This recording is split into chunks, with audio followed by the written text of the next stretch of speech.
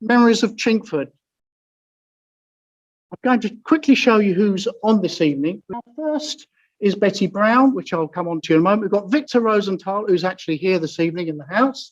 We've got Angela Wagstaff. We've got Brad Isaacs. He's here with his partner. And Peter Newman, unfortunately, couldn't make it this evening. So those are the films this evening. Some of those names you may be able to be familiar with. Betty Brown. She's had various jobs, including teaching, a member of Chingford Historical Society for many years. Okay. Those out there in Zoom land, please bear with me. I'm very excited this evening. But you'll lose my face now because we're about to watch the first film. I want to make sure the sound works, so we'll just check this now. Please sit back and enjoy Betty's film.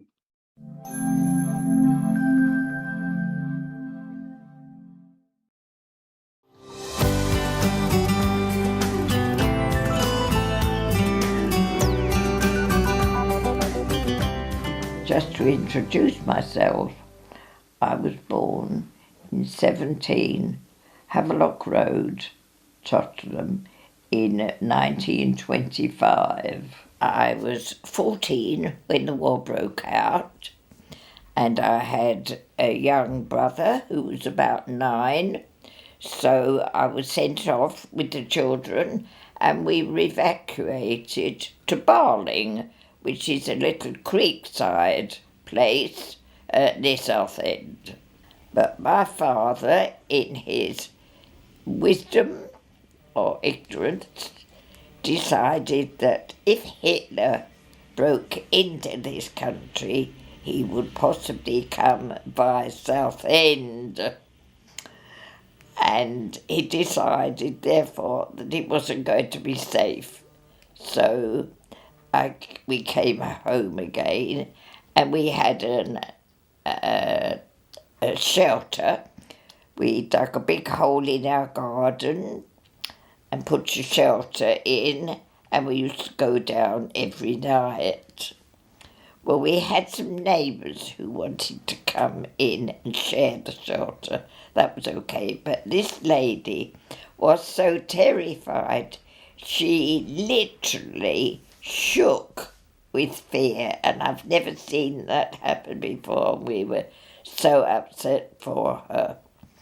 In the end, I got fed up with it all because water came into the shelter and we found it difficult, so I went indoors. And then my father did a very clever thing, really. He built a separate room in our front room, just like a post, 4 quarters, and a big, strong ceiling. And he thought that if we had a bomb very near, it would hold up a lot of the ceiling. So then I got fed up and I decided I would come indoors and sleep inside.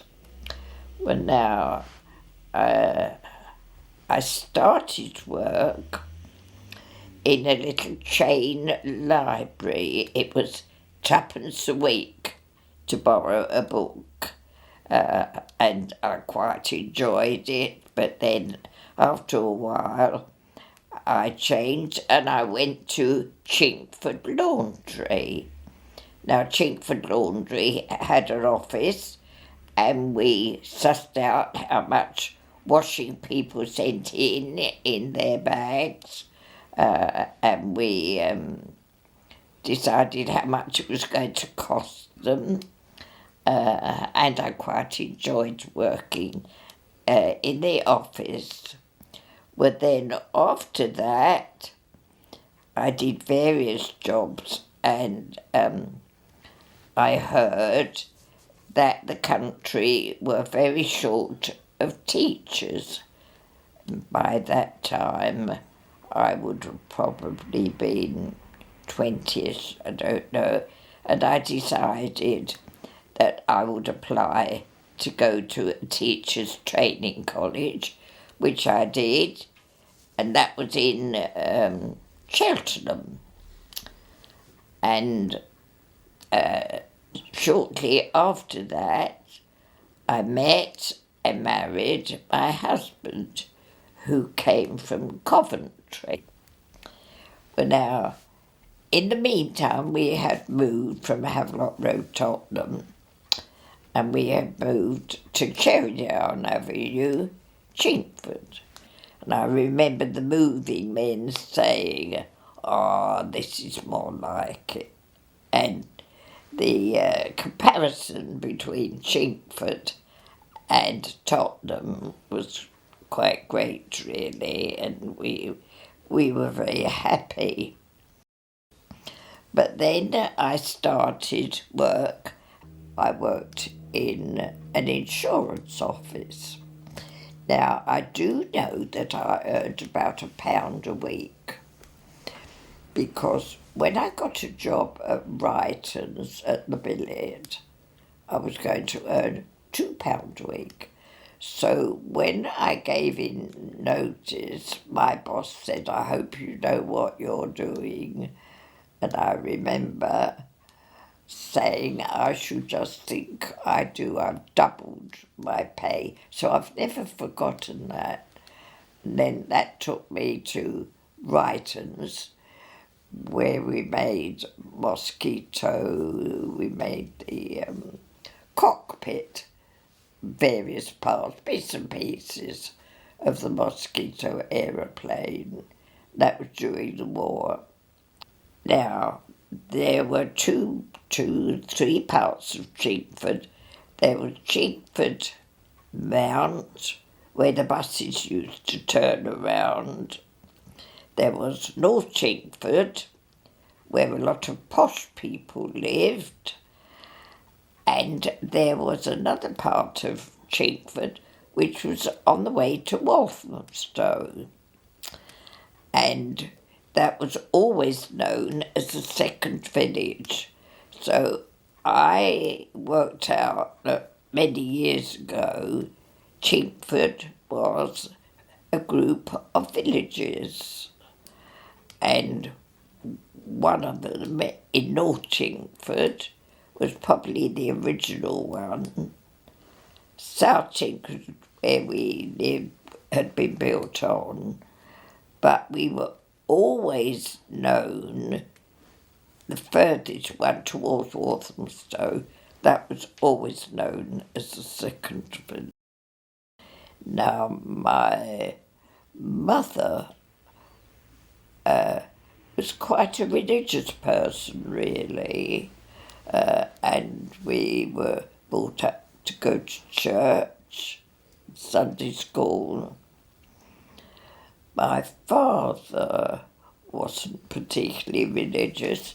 He was a bus driver, and he drove buses all the way through the war. Yes, I think my mother worked for the post office, and I'm certain that my father was a bus driver, but prior to being a bus driver, he was a lorry driver, and he drove a lorry for most of his life. I have got a photograph of him somewhere where he's driving a very posh car, and I think he was the chauffeur to somebody. So that's all that I can really remember. Now, our house at Havelock Road, Tottenham, didn't have a bathroom. We had a scullery, and in the scullery there was a bath. And when it was bath night, us three children had the bath water first because it was cleaner. And as the water got darker and dirtier, then my mother or father also had a bath. Now, a lot of our shopping was done with a little shop right opposite where we lived. And I can remember taking a basin and buying a pen of pickled onions. And that was just across the road. Now, I have been back to my house once or twice.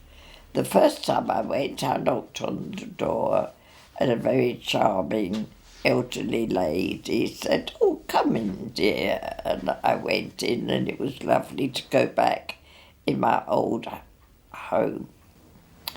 Yes, I went to Wedlington Avenue School, and the contrast between that and the schools I'd been to at Tottenham was a more built-up area.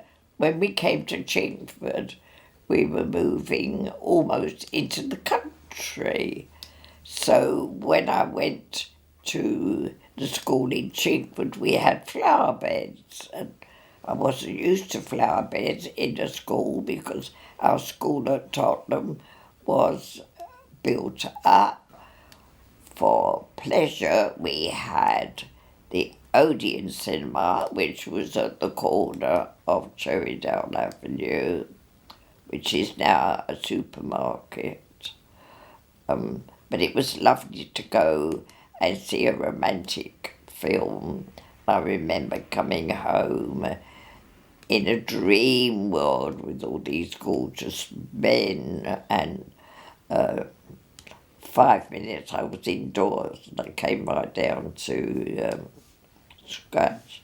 But we also had an alternative cinema in Chingford, which was called the Doric, but it sometimes had a reputation of being a flea pit. I don't remember going to it, but in Chingford we had a gorgeous corner shop called Chesney's, and it was a family firm, and I loved it.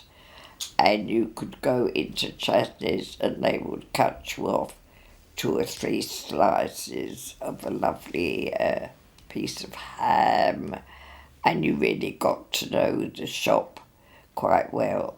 Now, also in Chingford, in Station Road, there was another family shop called Uglows, and they sold curtains. I don't think they ever sold dress material. It was mainly things for the home, but it was a very nice shop with a good reputation. I think that the Co-op must have been there for some time.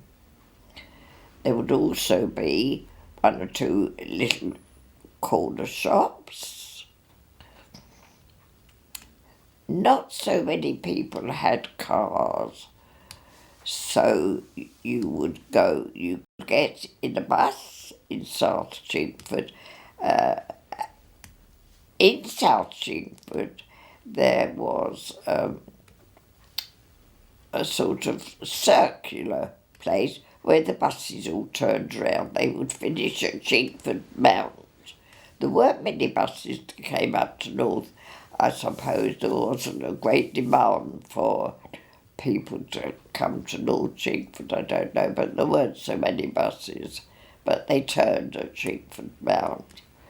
So if you wanted to come up, you'd get another bus. But there was always Chingford Plains, which was like coming out into the country, really.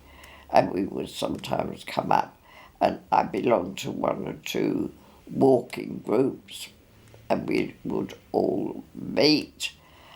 As a young person, I belonged to a cooperative group, BFYC, I think it was called, British Federation for Young Cooperatives. Now that meant in Hoe Street, and we had discussions. But then I came up to North Chingford, and after a while I joined the Chingford Historical Society, and I was a very firm supporter, I think. We had some jolly good speakers, and I became quite friendly with David Young, and I went to his house, which I found very interesting. He had a nice long garden, and he had a lovely wife. He married a German lady called Lily, and I got very friendly with her. I do recall one of the Chingford outings which David Young used to arrange. I think he arranged practically all the outings. And we went to a mill, and that was very interesting. And we saw the wheels go round, and I think that they were making bread.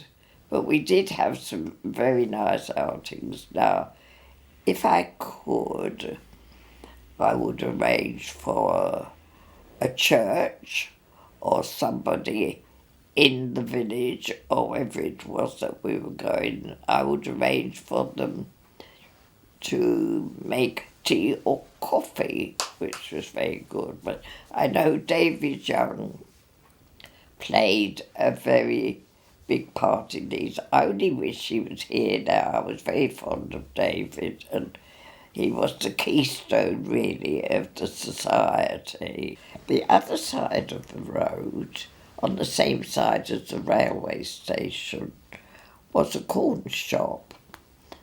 And it sold almost anything that women were interested in, not men. You couldn't buy tools or anything like that. But it didn't matter whether it was at the top of a ladder. Winnie Bassett would get a ladder out and she would climb to the top of this ladder and fill my heart with dread, really, in case she would fall over. But she would get you something down, no matter how difficult it was, because I suppose she wanted to make money. When I think now of what there is on that space, which is Mead and Slade, a lovely shop that you could go in and you could buy tea cloths, you could buy things to help in the kitchen, or you could buy nice plants. And I find that one of the most interesting shops in the whole of Station Road, actually. Yes, I do remember Chingford Station did have a room, a tea room, where you could go and have tea or coffee. Oh, and they let it out because I belonged to a group called the International Friendship League, and we had speakers and that. And we could hire this room at the station for the speakers, and there might be a dozen of us. We didn't have a car, so it wasn't easy to go up to High Beach unless we walked. We sometimes used to get a bus, and sometimes the buses would take you to the Royal Forest Hotel, where you could go in and it was rather pleasant coming into the country and going into a nice big hotel. Yes, I think, looking back, as an elderly lady, I'm now 95, counting myself a very fortunate person in leaving a poor old area like Tottenham, coming into Chingford. What a wise decision it was that my mother made.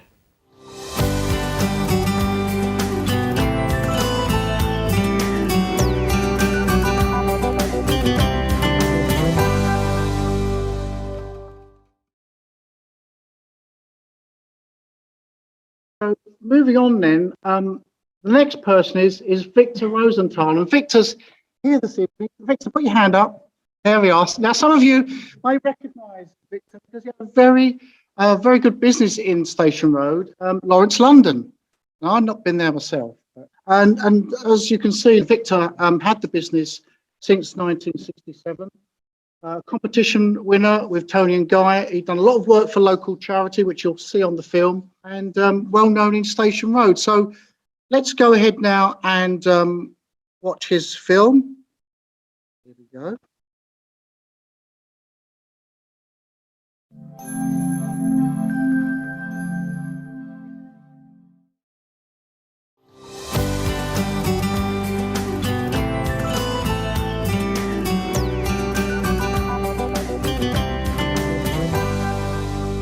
Okay, my earliest memories was May 1967, and we had a shop. First of all, I was only 20. I had a shop in Hornchurch, and I wasn't happy because Ford were always going on strike in those days, and I knew I wanted to raise a family, and it was just so inconsistent that no matter how I run my business, I was run by Fords. The whole area, Dagenham, Hornchurch, all those areas. And I looked for a shop, and I saw, it was called Lawrence London. It wasn't actually my name. And I loved the name, so I decided to keep the name because I found out that London was a very difficult name to register. Okay, it was a hairdresser's called Lawrence London. It's 100 Station Road. I came along to see it and fell in love with it and thought that I could really do well here. So I bought it. I was getting married 6 weeks after that, in June 25th, 1967. And so it was a bit of a risk to have to get married 6 weeks after I opened the shop and go on honeymoon. So there was a risk there, but I just felt it was right. And some Chingford people that came to me as customers said to me that if you last 2 years here, you'll be all right. So I was determined to make it okay. Yes, so my other earliest memories is we lived above the shop for nearly 3 years, and our son was born there, and Lloyd, and we had it because we lived above the shop. Everyone was interested that she was pregnant. So what we did, we announced it right across the window. It's a boy, emblazoned across it, and I think the papers come down. It hadn't been seen anything like that before, and and the baby was outside the shop, because in those days you could leave the pram outside the shop. You wouldn't do it today, but you know, in the silver cross outside, and everyone used to come along and look at the baby. No worries. And then of course, when my wife was feeding the baby in the early hours of the morning, she would hear mooing, and she'd look out and see cows walking down Chingford Station Road. And the residents weren't too happy then, because a lot of the shops now, or the school, were all private gardens, and the cows used to eat all the roses. They were not happy about it. I think that's why they put the cattle grids in, because there are grazing rights over the Epping Forest, and so they used to wander off. In the early days of Chingford, it was an unusual town, because it was North Chingford, and then there was South Chingford, and I didn't quite understand that, not coming from Chingford. And what I found was that people always referred it to as the village, and I didn't quite understand that, which I got to know, and I think even in the end I was calling it the village for a while. I think that's been dropped now. And Chingford's changed dramatically. Most of the shops were here for years and years. They weren't like today, where it's there 1 year and then 2-3 years later it's gone. It was very, very different. And some of the shops I can remember was Chasney's, which was a fabulous grocery store, probably ahead of its time. because because Chingford was mixed, people used to compare prices, and there were people that understood Chasneys and were willing to pay a little bit more for something a little bit different. And then at the other end of the road you had the co-op, which was completely the opposite.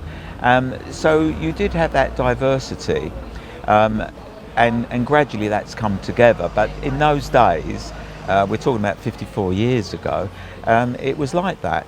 And then of course there was Warren's, the shoe shop, which was very traditional, you know, the way that you got served and all of that.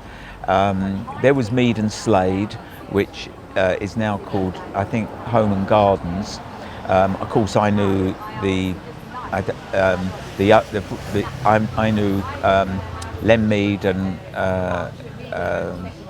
oh, sorry, it escapes me for the moment. They'll come back in a minute. And I knew them. Unfortunately, they've passed away now. But of course, their sons still run the shop, or one of the sons does, and the other one's is in a different area. And so they were there just before me.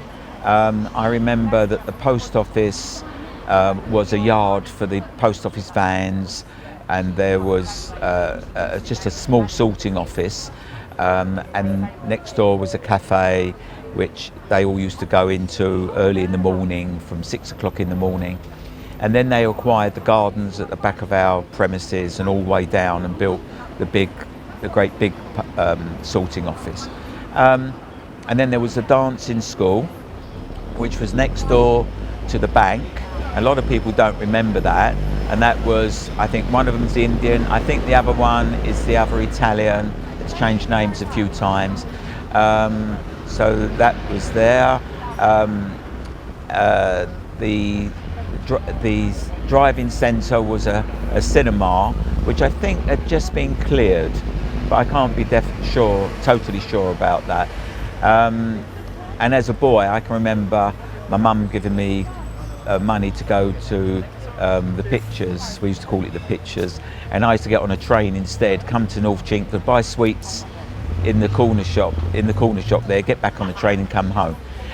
So although I wasn't a Chingford resident, I remember that from Chingford. My Lawrence London was a fairly new premises. When I came, it was only 7 years old, and previous to that, it was an empty site, and it was a wood yard. And so that was the character of Chingford, and then it got permission to be built on. And next door there was a greengrocer's, which I remember. There was a pet shop, which is now the bicycle shop, which actually burnt down, and that then we never came back.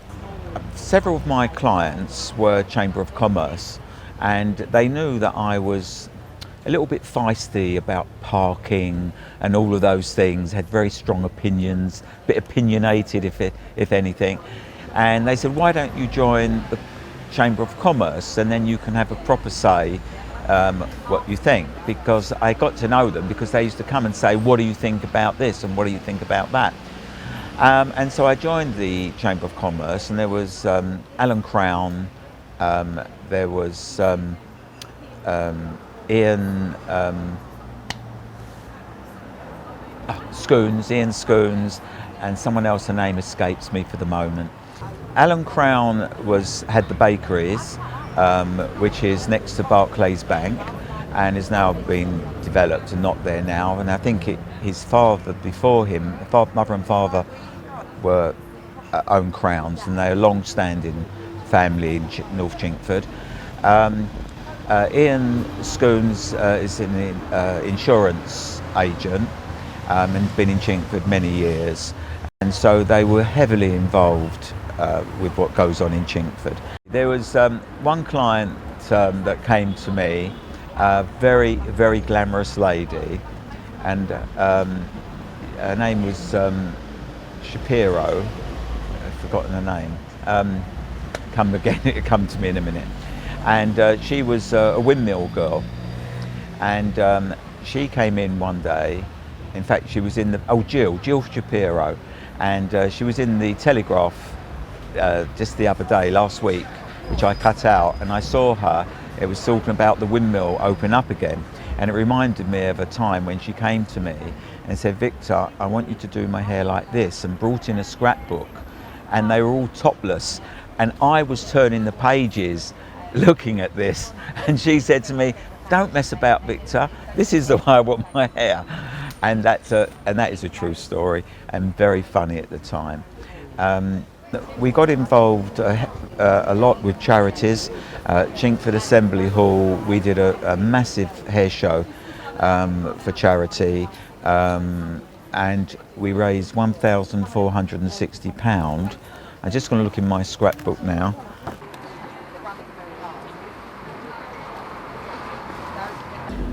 One was Lawrence London Hairstylist and Alma Ripham Stage Schools, and we did a presentation called Dancing Scissors, and that was on Monday the 26th of January 1981 for leukemia.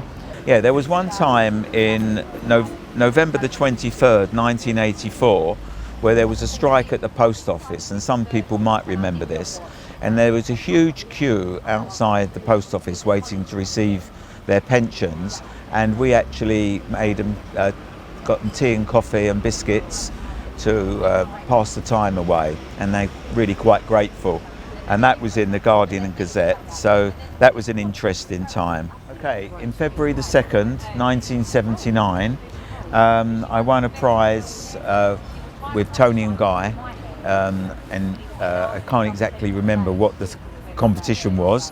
I think it was some type of hairdressing competition, and one of Tony and Guy, I think his name was Anastis, he awarded me with the prize, which was a video recorder and a television, which was quite something in those days. In the early 80s, the shop was flooded. There was torrential rain, and somehow it came in through the roof, down the first floor and into our salon, and the salon was absolutely awash, and we had to all clean up. It was quite a memorable time, and the clients, we had to put all the clients off until we'd tidied up. Okay, this is Lawrence London that I opened 54 years ago. I just here. It has changed many times, different facades over different eras, different colours. It was green once, I remember, brown, and several alterations over the years to what you see now. Okay, I have had very wonderful, fond memories of Chingford.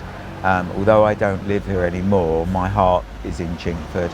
I know so many people in Chingford, and had very loyal and wonderful clients over the many years, and I thank them.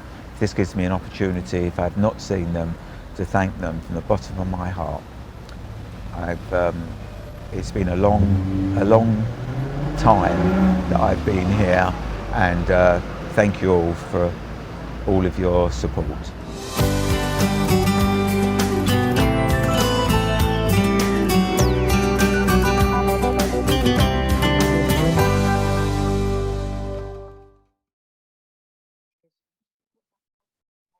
Victor, thank you very much for that. It's very much appreciated. Just an insight really into the shops in North Chingford. We've got a shopkeeper here. Okay, moving on. I'm just worried about the time. Her claim to fame is that she worked at the London Rubber Company, which I'm sure many of you know, and they were one of the largest employees in Chingford for a long time. A long-standing member, and she's written many articles on local history. So let's hear Angela's story.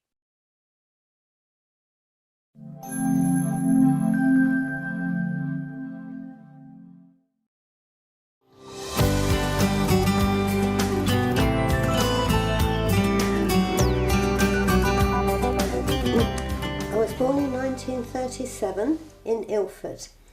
I had an older brother called Tony, who was not quite 2 years old when I came along. Consequently, he couldn't pronounce the word Angela. First of all, it was baby, then it was baba, and then it was Babs.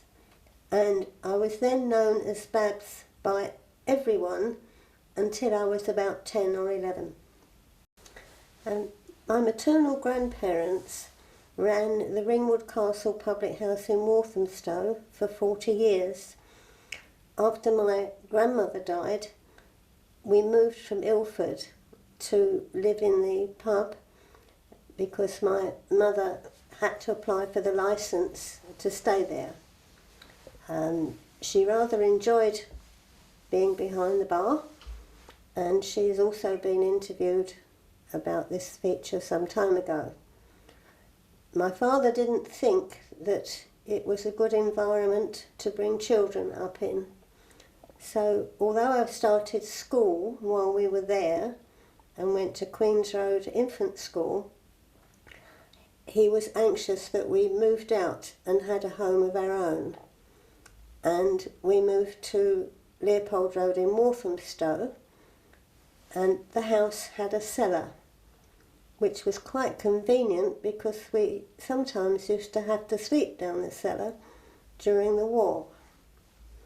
I suppose we thought it was fun at the time, and we coped with the war okay, I must admit.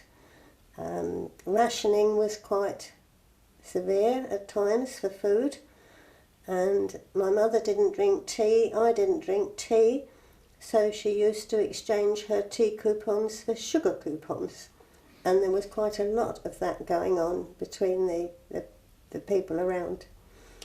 We stayed there for about 18 months, and we moved to the country, which was then Harold Wood in Essex.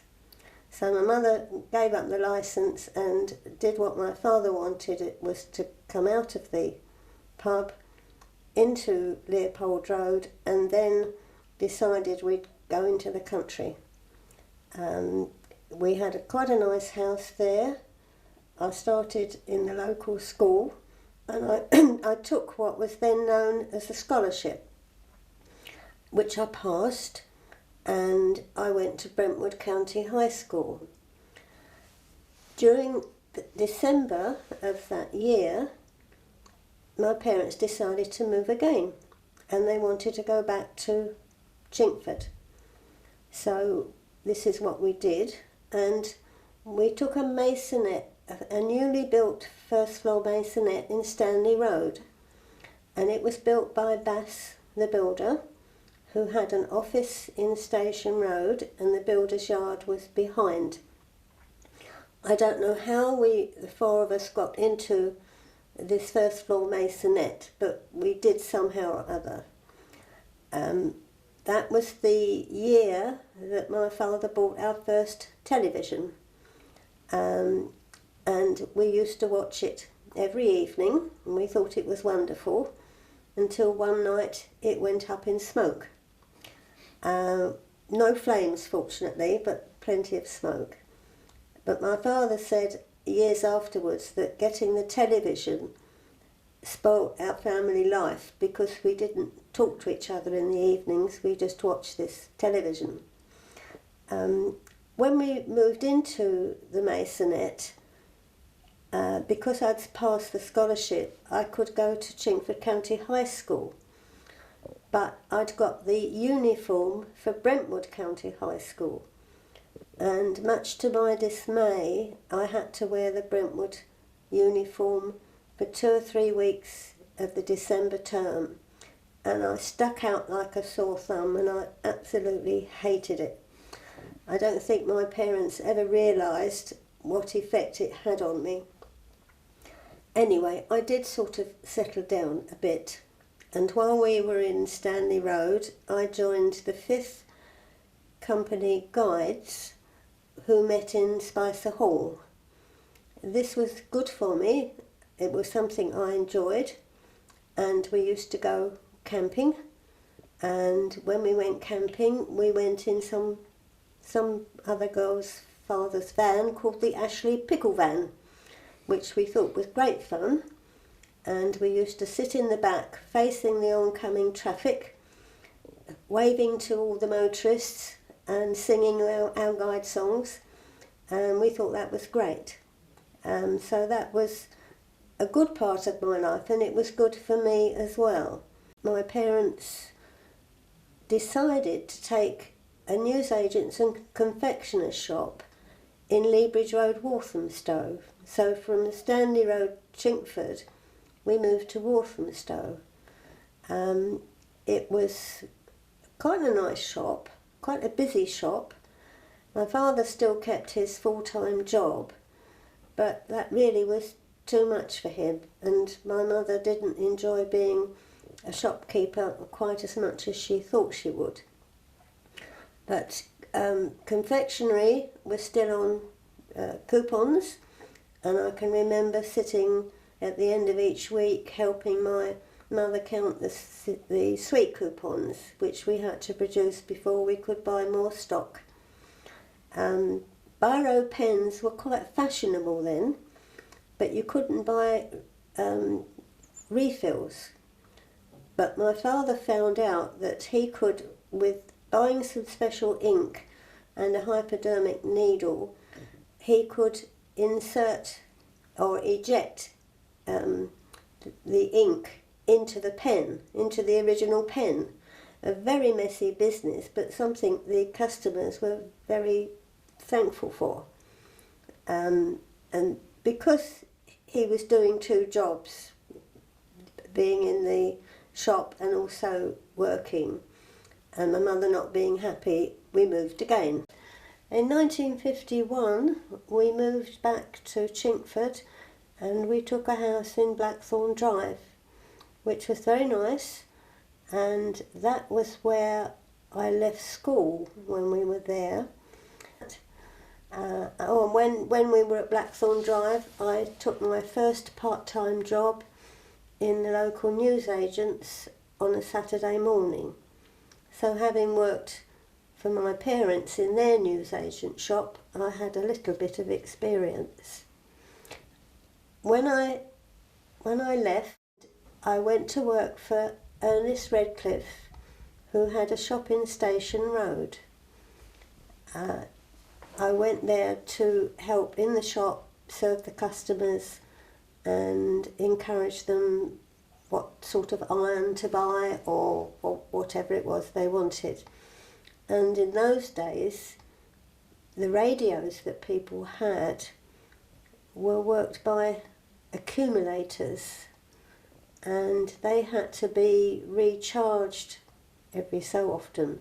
So there was often people coming in with their accumulator that would go on charge at the back of the shop, and you would get them back probably in about 48 hours. So I suppose you had to have two accumulators. Mrs. Redcliffe was a very nice lady, and she looked after me while I was there, and I remember seeing the first Bendix washing machine that I'd ever seen, and sometimes she would have it working, which meant the customers were fascinated by seeing it as well. She also had a Kenwood food mixer, which she demonstrated sometimes, and she would put milk and eggshells into the food mixer jug and whiz it round for seconds, and then it would come out with no trace of any eggshells whatsoever. Mr. and Mrs. Redcliffe had 4 children, and their elder son, Graham, was working in the shop, and he was going out to customers' homes, sorting out electrical problems or delivering televisions or delivering domestic equipment. And when I started there, their daughter, their younger daughter, was working in the office, which was part of the shop. In those days, shops were closed on a Thursday afternoon, and you worked all day Saturday. Well, after about 18 months, I got a little bit fed up with that, because when I was at home on the Thursday, none of my friends were. So I decided that it was time to move on.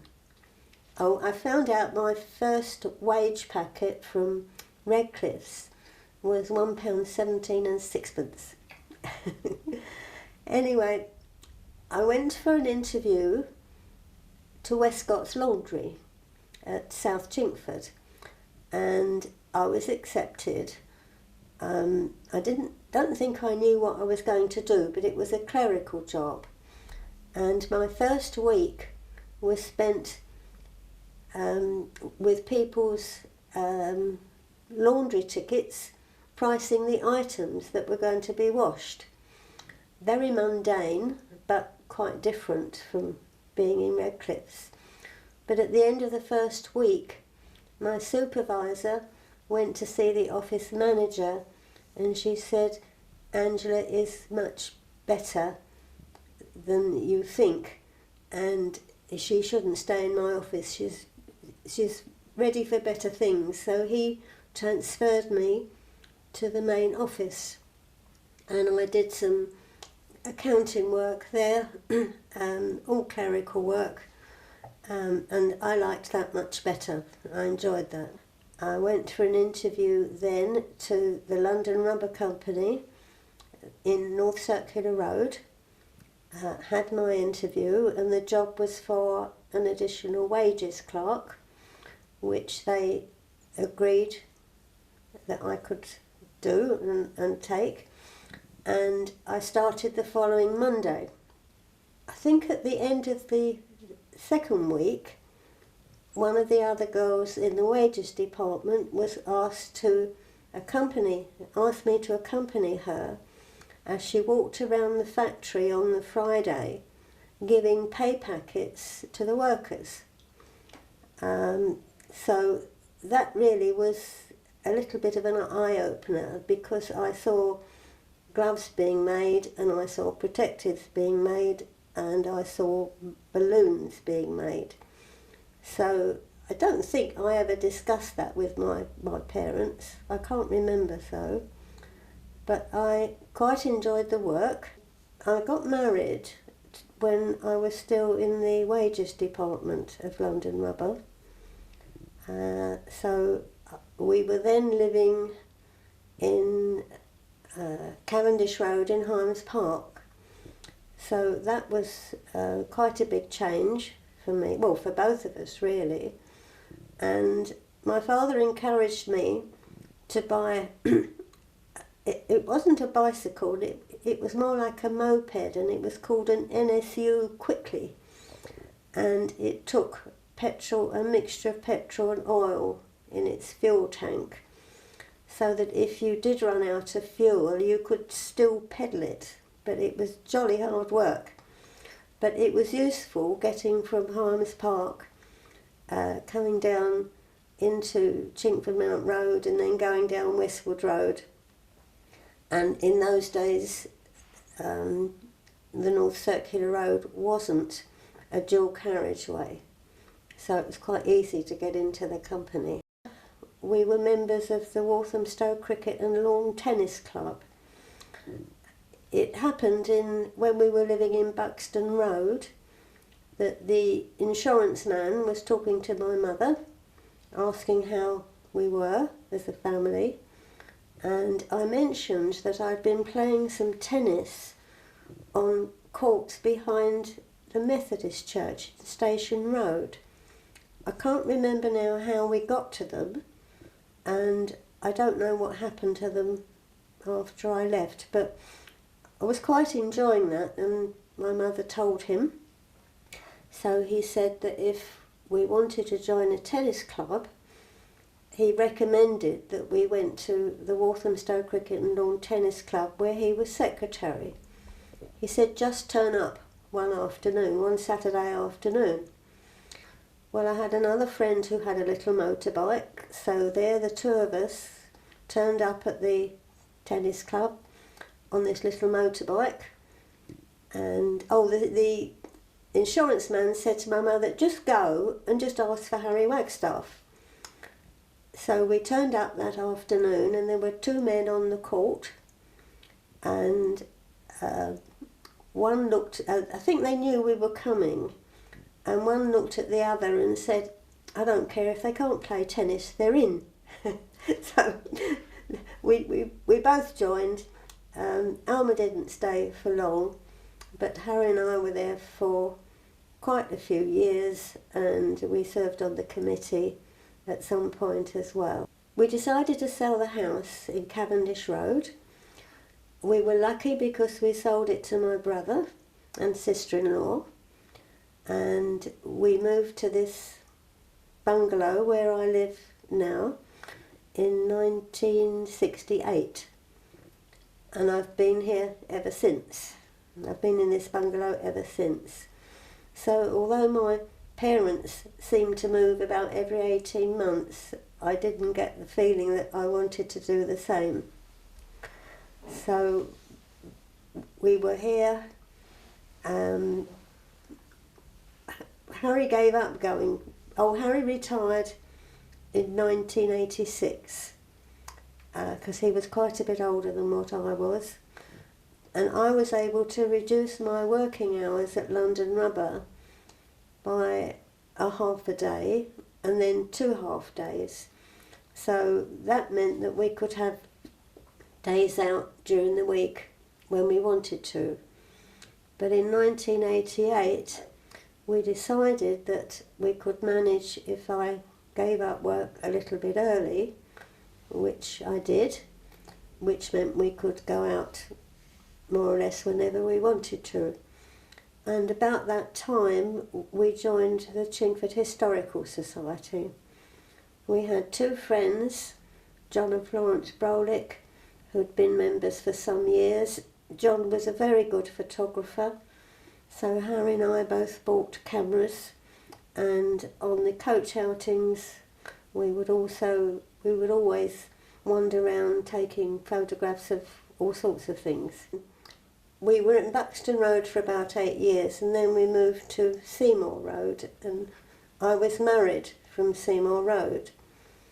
And we married in 1960 at the end of January, and it was a bitterly cold day. When my father saw me in my wedding dress for the first time, while we were waiting for the car to pick us up and take us to the church, he said to me, "Haven't you got a cardigan to put on? It's cold out there, you know." Anyway, the church was a nice service, and we had a reception in Station Road in what is, I think, is now called the cake shop on the corner, and they had a hall at the back. We didn't have any money to have a honeymoon, so after we had an afternoon reception, we came home, and that was, I think, the first time I cooked a roast dinner. Then there was still quite a bit of work to do in this house, but and it was quite big. It had 3 bedrooms, and it had 2 reception rooms downstairs, so we didn't use every room for some time.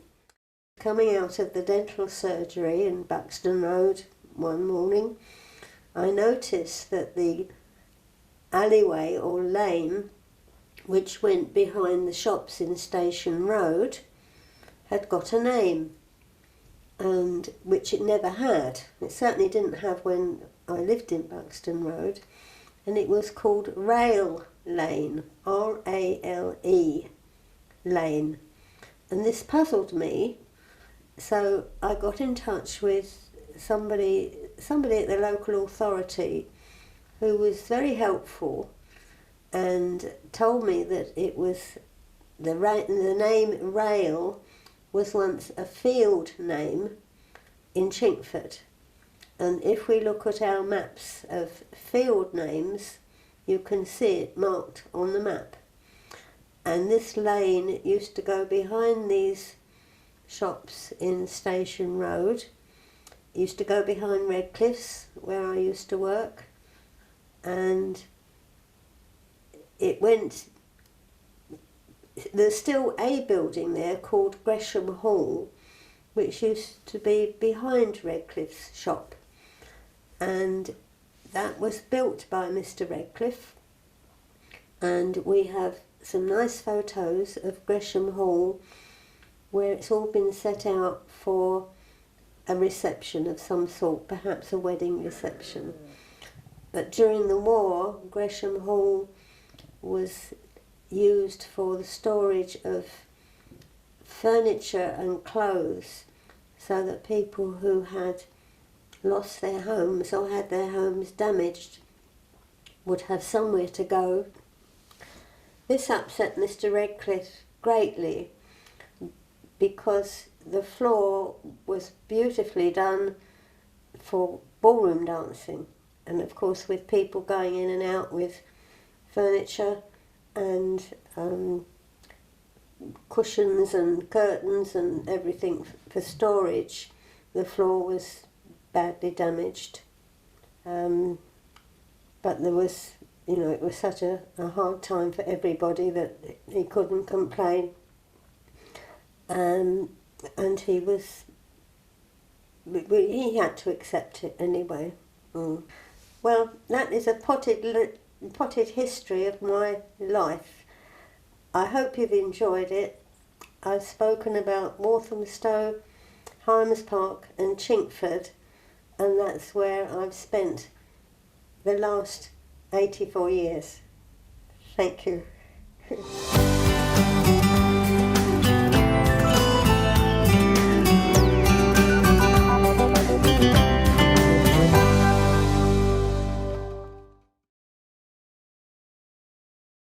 The last two films, interesting films, very different films actually. This first one is by Brad Isaacs, and Brad is actually in the house tonight. Brad, put your hand up. There he is.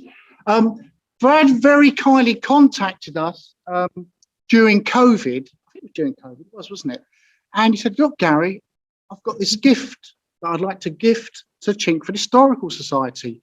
And he kind of described it to me on the phone. I couldn't quite work out what he was trying to say. But then when I came over to the house and interviewed him, all was revealed. And that's all I'm going to say. So born in Chingford, now lives in his parents' house, and that's part of the story really that we'll come on to. And he found something up in the loft. He's gifted it to us. And let's watch the film now. And we'll see what that gift is.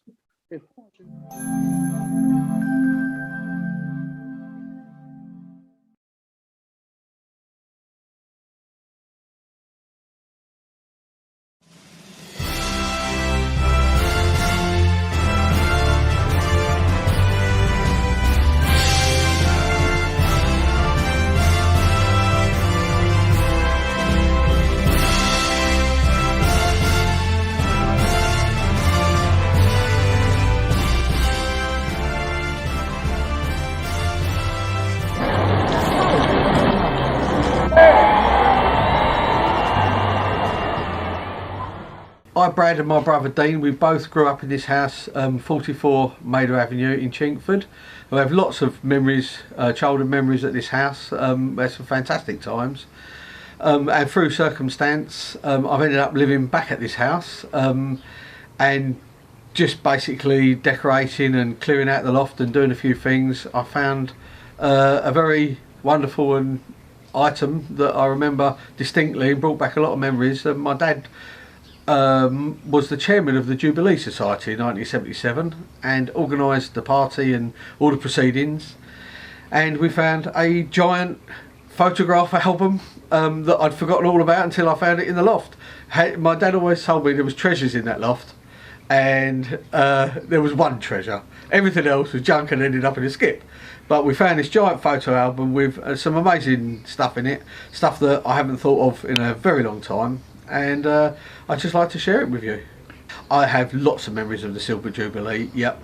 I mean, the item that you'll see was obviously produced afterwards, and I do remember my dad making it, but I'd completely forgotten it existed until we rediscovered it. But I do remember the Jubilee. I was 9 years old and my brother was 6, so it was a very exciting time. When you're that age, it's amazing. And I remember my dad saying, what we want to do is we want to block the road off. And I'm thinking, how do you do that? Who blocks a road off? But he did. He got the council to authorise it. I remember him telling we're going to have lots of fun, lots of games, lots of stuff to do. He's going to build a giant flag. And I was totally intrigued by it all. I didn't quite understand what the Jubilee meant really, but I got the gist of it. There was one thing my dad wanted to do that he couldn't do, and the council didn't allow it. He wanted to build a giant, almost like a giant paddling pool in the middle of the street and fill it full of foam from the fire brigade. Foam they used to put out fires. The fire brigade agreed to do it for us, but the council said we couldn't. So I was quite disappointed by that, but there was lots and lots of other things that we could do. And I remember it being a really fun day. I remember the months of preparation. I remember going over, our neighbour across the road had a nice big garden, so my dad bought a canvas tarpaulin, 25 foot by 15 foot, and made a giant Union Jack flag. It took them ages to do. They drew it all out, and my dad was a bit of an engineer, so he was quite into accuracy, so he drew it out and they planned it all and painted it all, and it was fantastic. And it was just a really, really, really good day. Yeah, my dad's name was Geoffrey Raymond Isaacs. And he seemed to know everybody. I don't know why. He had no direct connection with the council, but if you needed to speak to someone at the council, he knew who to speak to. He just knew people. One of those sort of persons. He was involved in a lot of different things. His parents were involved in a lot of societies and associations, and I think it caught on with him really. I mean, he grew up a very, very outdoors sort of person. He was into Sea Scouts, and he travelled abroad as a young child with the Sea Scouts. You know, he did a lot of adventurous things actually. My dad, he trained as an electrician and got into theatre electrics. So my dad worked at the Royal Albert Hall. My dad worked at the Royal Tournament doing all the lighting. He knew quite a lot of the film stars and actors of the time, stage actors, because he did all the theatres up London, worked all the lights. It was, yeah, he was quite an amazing person really. Well, I mean, I remember everyone was up very early that morning. I mean, bearing in mind they spent months preparing for this. They got the road shut off the night before, so everyone had to have their cars. If they had a car, they had to be parked, otherwise they weren't getting in the street. And I remember just everyone in the whole street chatting about it, what was going to happen. And I remember starting very early in the morning. Me and my brother were just sort of hovering around watching what was happening really, helping where we could.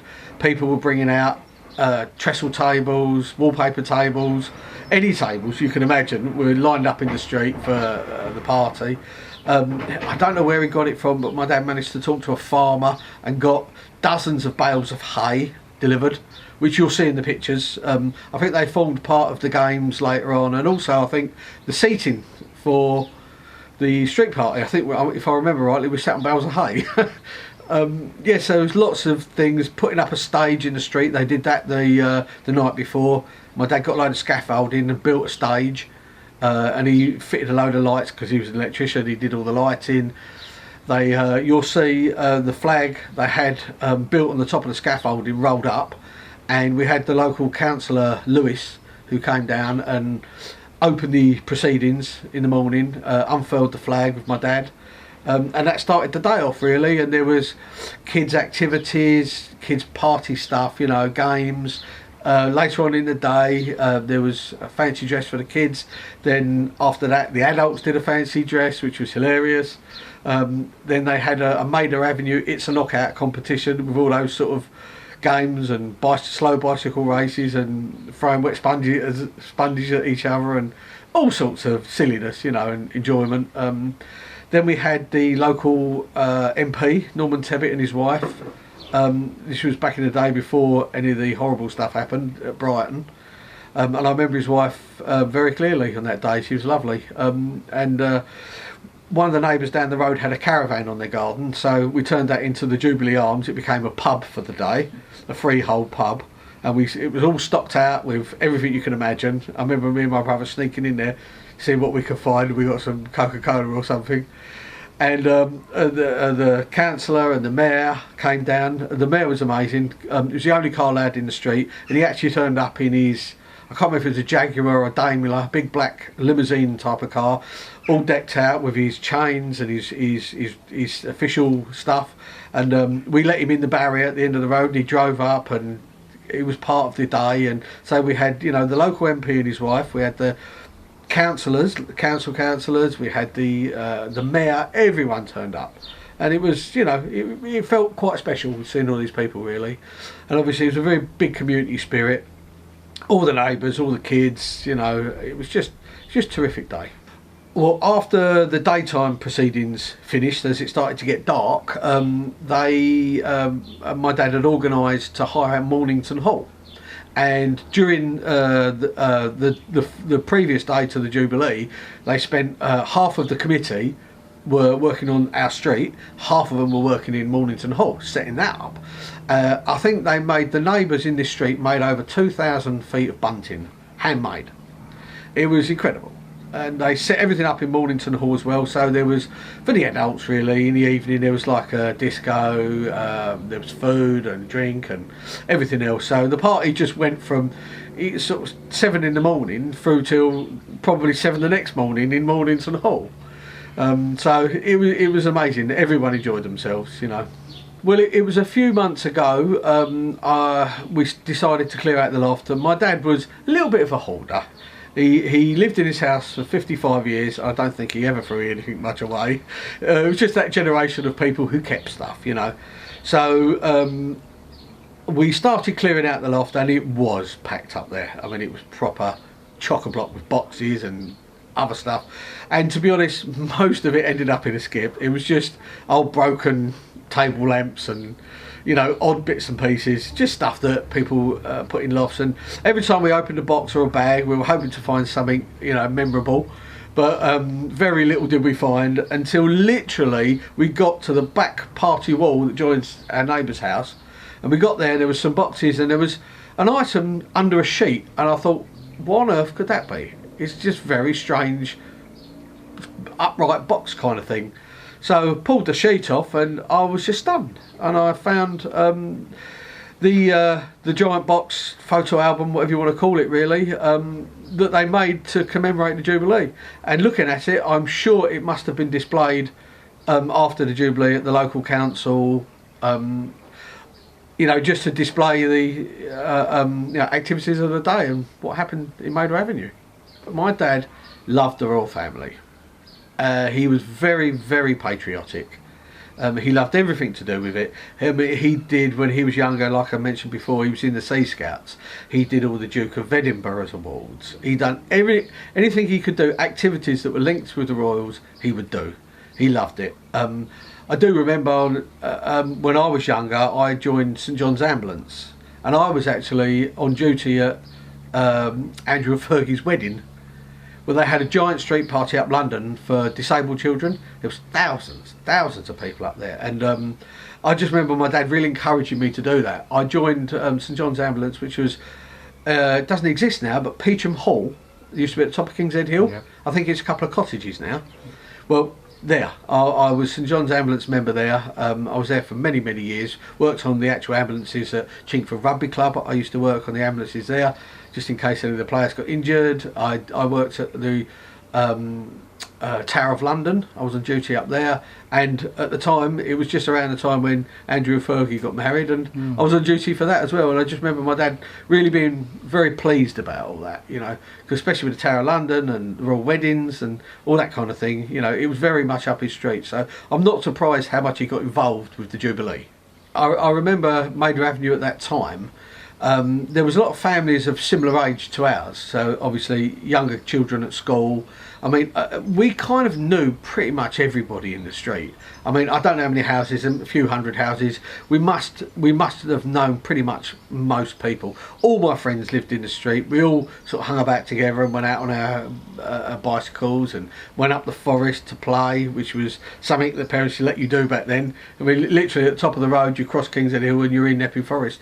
We'd go up to Pole Hill and play up there, swing on the trees and do rope swings and everything. And all the kids from the street were all friends pretty much. All the parents were pretty much friends, you know. So it was a very good community-based road. It was Maida Avenue and Maida Way, and my dad's best friend, who he only met because he lived in Maida Way, and they were lifelong friends. Unfortunately, they both passed away now, but I was friends with their children. They were similar age to us, and you know, everything was a community. It really, really was. It was amazing.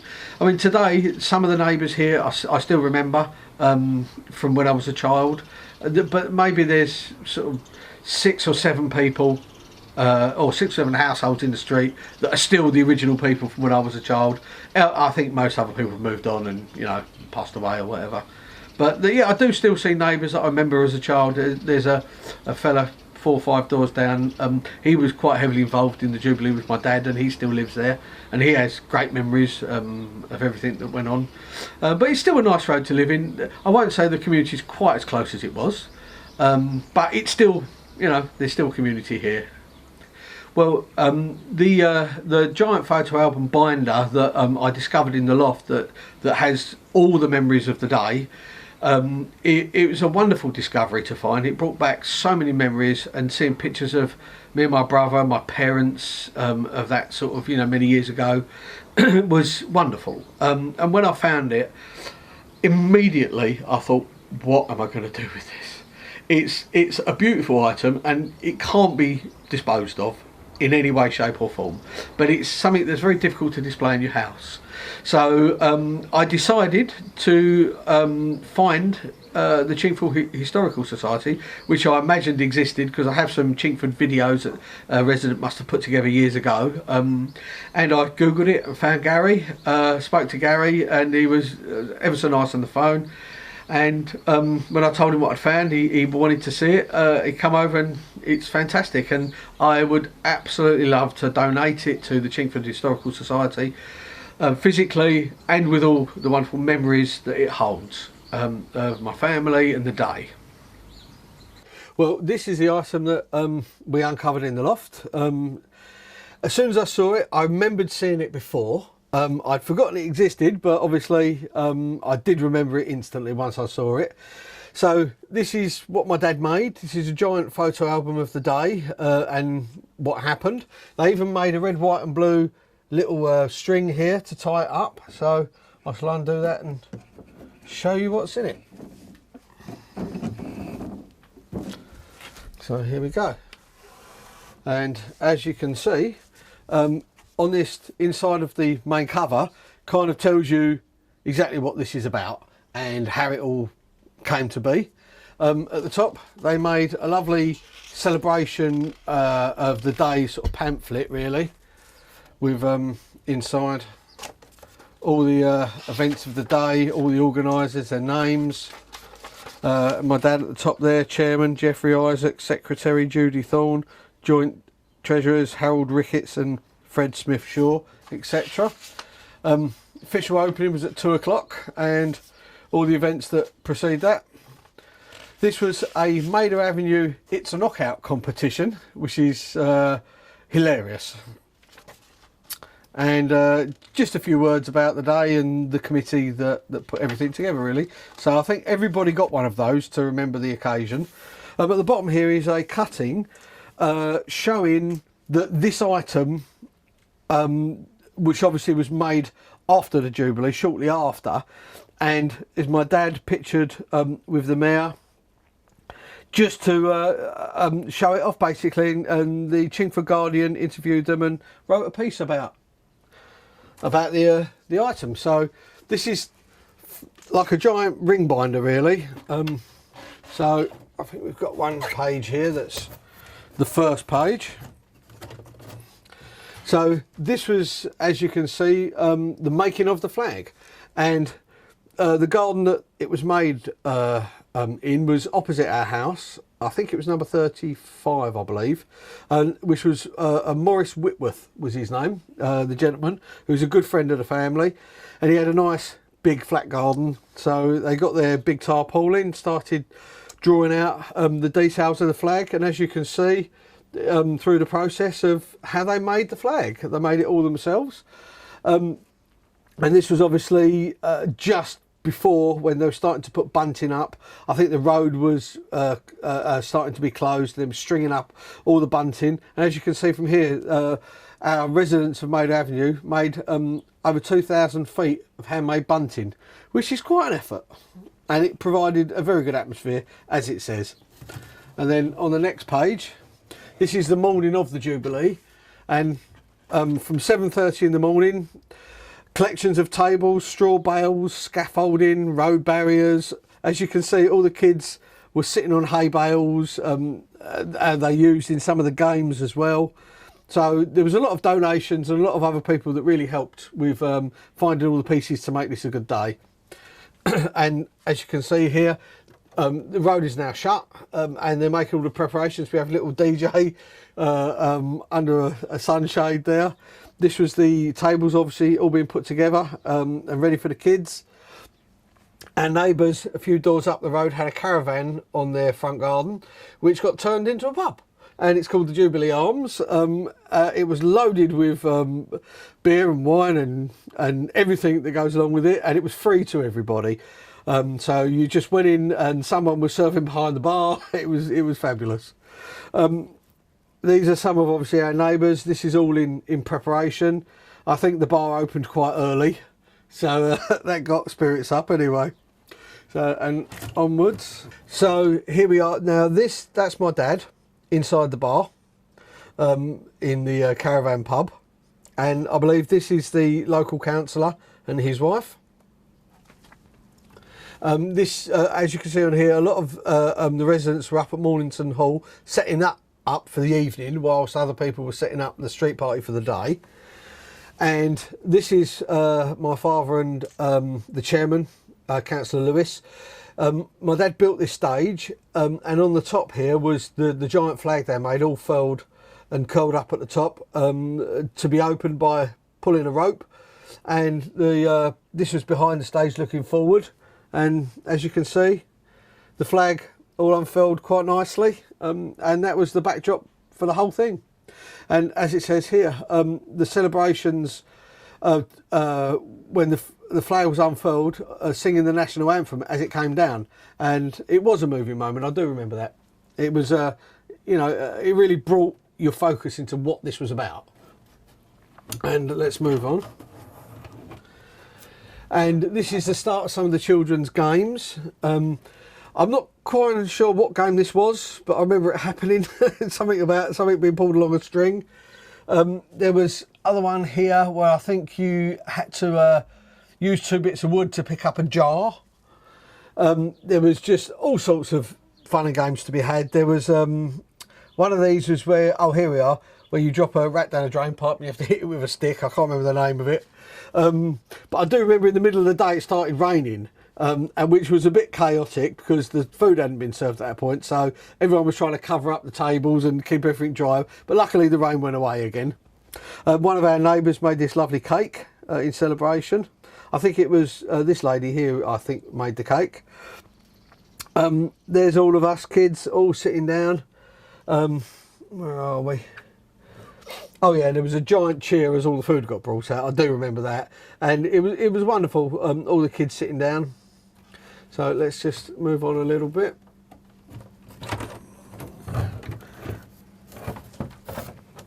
And then we got to the fancy dress. There were so many children dressed up in fancy dress that they had to do 2 parades on the stage because you couldn't get all the kids on one stage.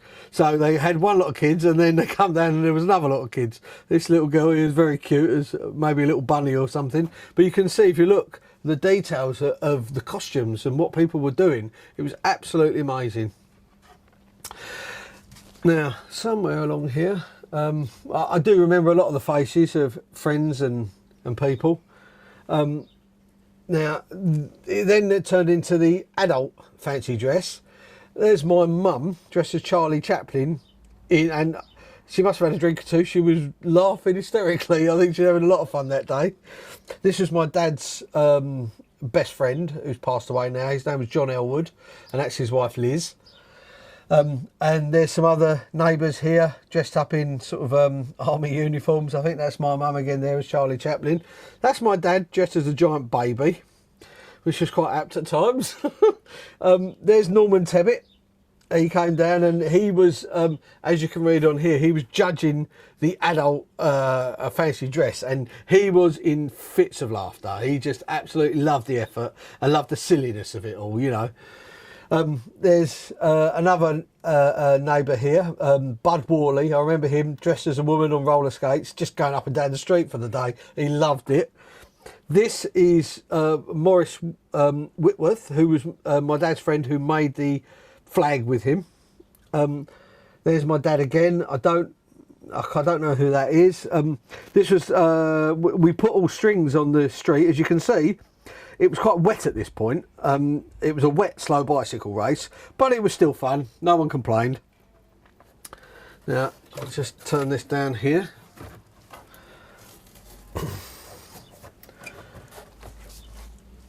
And, okay, this was another game. I can't remember exactly what it was. Oh, this was It's a Knockout. So I do remember the activities. I'm sure there was wet sponge throwing and you had to run about, and it was just fantastic. There was somewhere, here in this picture, they'd made this construction out of, you wouldn't get away with it now with health and safety, but it was made out of scaffold with 2 canvases, all resting on bales of hay. And there was all cardboard boxes inside, and you had to try and crawl your way through and come out the other end, which you wouldn't get away with today, but it was a lot of fun back then. And as you can see here, my dad, I don't think was quite knew exactly what time the mayor was going to turn up. So if you can see in this picture here, this is the mayor's, I think it was a Daimler. And he's turned up in his Daimler. It's the only car that was allowed to drive up the street. With all his official chains and everything on, but he happened to turn up when my dad was still dressed as a baby.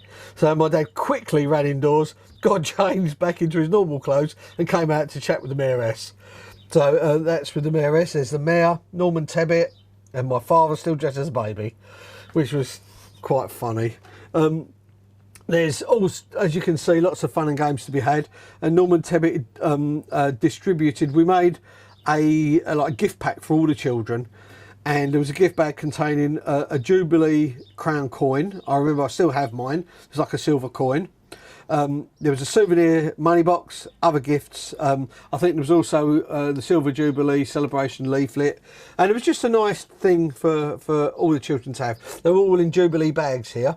So they were handing out these Union Jack Jubilee bags with all the gifts in. Even the Jubilee hats we had. All the children got everything. And that there is my little brother Dean. My little brother Dean remembers, he's a couple of years younger than me, he remembers the day as well as I do. My brother now lives in Colorado in America, and I told him that we were going to be doing this and he was absolutely delighted. But that's him there.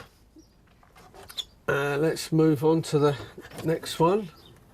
This was getting later in the day, and there was a giant, as you can see here, a giant tug of war. With, I think they did it one side of the street against the other side of the street, which was quite fun. That was good. As you can see here, I mean, this is a picture taken from the other side of it, and there was dozens of people pulling on that. That was amazing.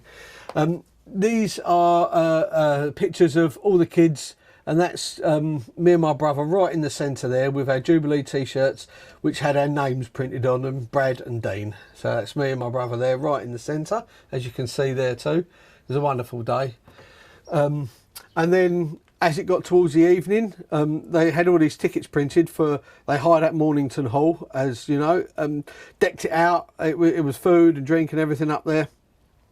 And these tickets were all admitted to all the residents.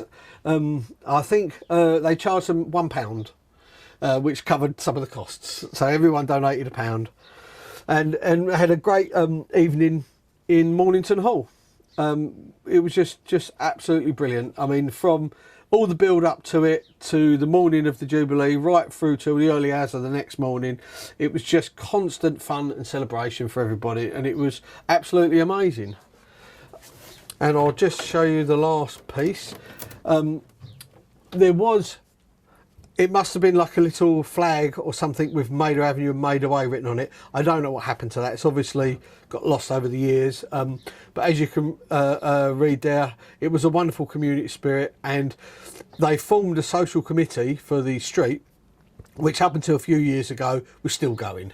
So that really did last very well. And they were already thinking in 1977 about what to do in 2002, which was amazing for the Golden Jubilee, I believe that would have been. And everything was handmade by everybody, and it was just a wonderful memento and memories of the occasion. And I'd dearly like to donate it to the Chingford Historical Society. I know my mum and dad would be over the moon that this interview happened, that this was found and cleaned up and kept, and it's going somewhere where hopefully people will be interested and memories will be, continued. So I'd love to donate it in posterity to that. So thank you very much. Thanks, Dad.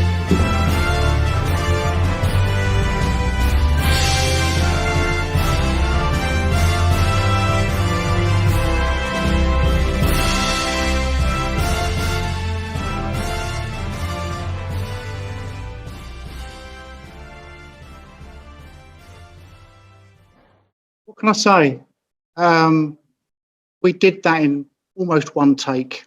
The man was so passionate about that object, and you could see it. You could see the amount of passion that went into it, and I think your dad's rubbed off on you, definitely.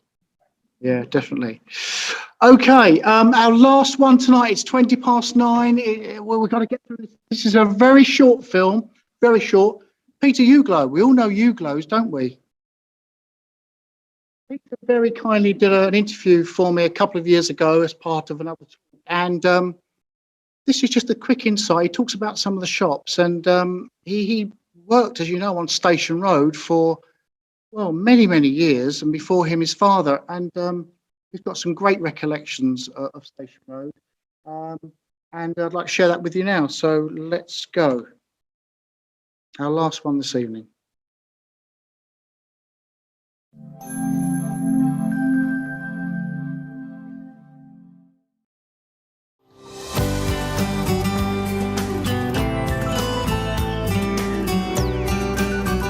Okay, some of my, just thinking back to what I remember about Station Road as a child, really. My mother used to shop in Station Road on a daily basis. We couldn't keep food in the freezer in those days. You had to queue. I mean, there was the greengrocers. You'd queue in the rain, rain hats, umbrellas, raincoats, queuing for food, and then what I think in latter days has been Doddo's Wine Bar was a tea shop, and all the mothers, once they'd queued at the bakers, queued at the greengrocers, queued at the butchers, and got all their merchandise, will all head for a nice cup of tea in the tea shop. I can remember at that time being with my mother occasionally shopping, and now I'm going to try and remember some of the retailers. Well, certainly everyone remembers Winnie Bassett. There was a woman who had a shop there who really, she sold almost everything, and nearly all of it seemed to be 8 feet in the air up a ladder, and she'd be up and down. She used to wear a little tunic, work like a work outfit, and you could go into Winnie Bassett's, and whatever you needed, she could sell it to you. Several butchers. I remember Dennis Law was opposite us and was a butcher.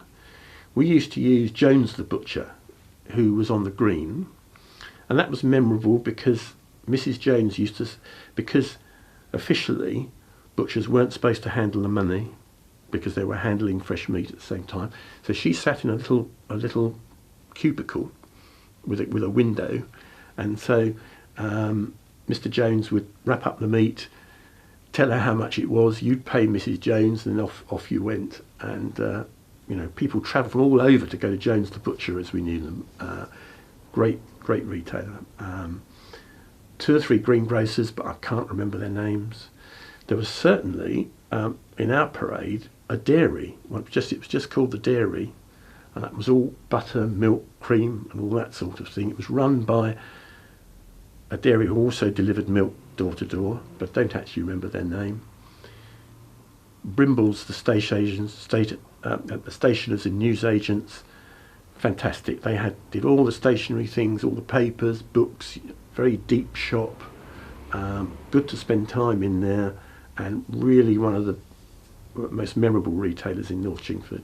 I'm sure on the corner of Cart Lane there used to be Blackson's. Blackson's was a proper grocer's in the old-fashioned sense, in that it was a marble top counter with a machine for slicing the ham, and everything was sold to you over the counter and wrapped. Even if you were buying tins of baked beans, it was on the shelf behind the guy, and it was traditional retailing. Mr. Toes was, I think, on the corner of Stanley Road, adjoining us at 77, 79. And I think there was a barber's in the back. But I don't remember much else about what went on there, but another memorable retailer. Chesney's was, I think, probably the other largest retailer in North Chingford. Dennis Chesney in particular, a man who I've always admired, extremely hard-working family, and it was absolutely a family business. 3 generations, and certainly the 2 generations I knew were all working together, and being in catering. They were working all hours over the weekends, and what a fantastic business that was, and a place where we were having coffee and lunch and going to functions for most of my adult life. Well, when I was a small child, or certainly up till I was 10 and 12, you could buy almost anything in North Chingford.